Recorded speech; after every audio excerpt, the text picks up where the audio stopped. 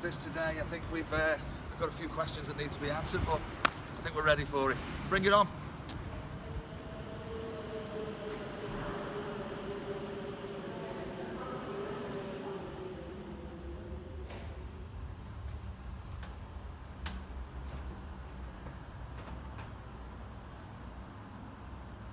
Hi, welcome to another DJT short information video. This morning we're going to be talking about the 18th edition course and the variations in the exams that follow. Hopefully the information will be of some use to you. Come and join me.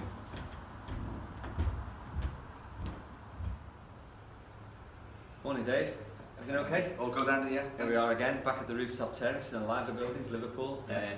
Just having a little bit of a review on how the 18th edition's going now. It's been out for a while and you've run some courses. How are you finding it? How are the delegates finding it?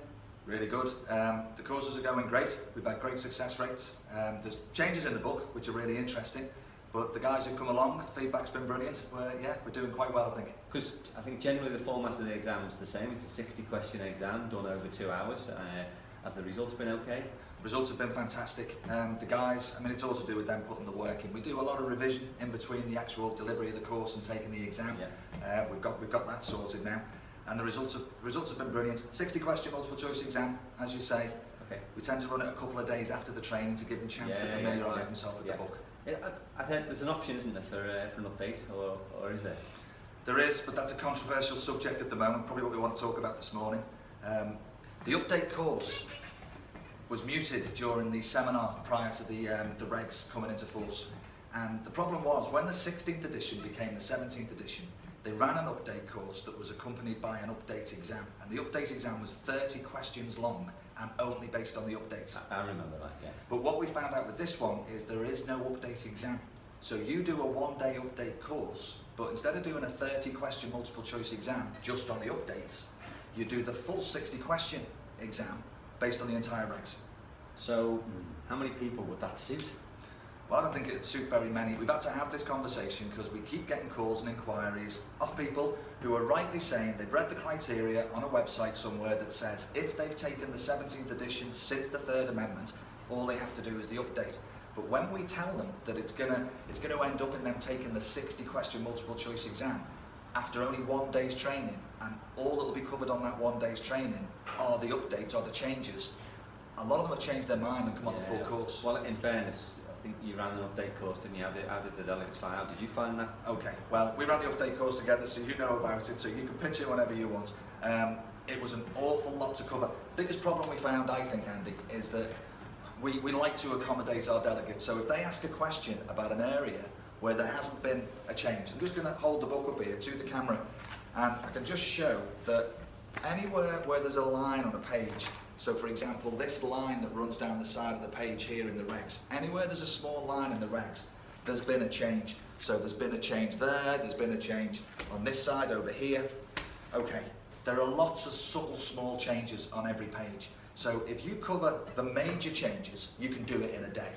But if you've got a group of 12 delegates and you really want to answer their questions, you're pushing it in a day. I think the difficulty we had was knowing exactly or gauging what we can include, what we can leave out, because it's a really short period of time, isn't it? Always bearing in mind, we discussed this before, that the exam could be on anywhere. Yeah. In the 16th to 17th, someone could say to us, can we cover this past the regs, Dave or Andy? And we could say, look, that's not going to be in the exam because it hasn't been changed. In this case, you can't say that. You can't say that. So if you say to them, look, I'm not going to cover it because it's not in the update, and then they end up taking the exam and that question comes up, I don't want to feel like it's so they've got to have a good degree of familiarity, haven't they, with the book and an understanding generally. I mean, it's brilliant. If they want to go down, now there won't be that many candidates who that would suit. I don't think so. Their understanding would have to be outstanding. They would have, if you'd taken the 17th in the last 4, 5, 6 months and you were using that document on a daily basis, then the update course is for you. Otherwise, I mean, it's just going to be a bit more of a struggle for them, I think. Okay, so the full course would seem to be, for most people, the way to go. The full course is 2 days. I was going to say, even that full course, we do it over 2 days. We do it very successfully over 2 days. Some companies are doing it over 3 days, some even 4 days. Do you know what's... Yeah. I mean, we've been asked by companies in the past to do it in 3 days. If we're going to do a 3-day regulations course, I say the third day, probably the middle portion of it. What we'd be doing is, we'd be showing them how to apply the regs. So we would be doing some case studies on cable calculations, showing them how to use the times characteristics. I guess in graphs. some companies we've done that. Yeah, we've done that. So it's not padding it out, because these guys are going to be applying the regs detail, isn't it? for detail. That's a 3-day course. Those people that are running 4-day courses, I think probably the 4th day is a mock exam followed by the exam.